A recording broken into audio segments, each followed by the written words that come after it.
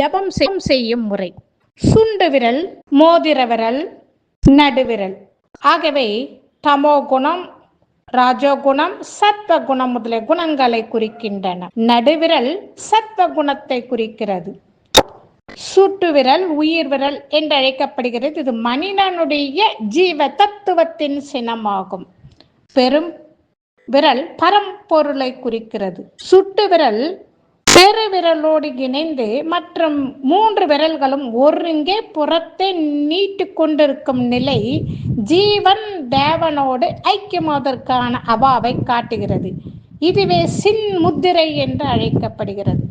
ஜபம் செய்யும் போது ஜீவனை குணங்களிலிருந்து விலக்குவதற்கு அறிகுறியாக சத்வ குணத்தை குறிக்கும். நடு விரலின் மீது ஜபமாலை வைத்து கொள்ள வேண்டும். சுட்டு விரலின் முனை பெருவிரலை தொட்டு கொண்டிருக்க ஒவ்வொரு மணியாக நகர்த்தி கொண்டு ஜபம் மாலையை சுற்ற வேண்டும்.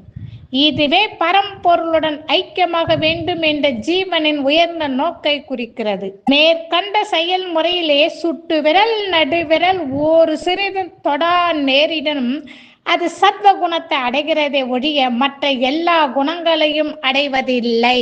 திருச்சிற்றம்பலம்.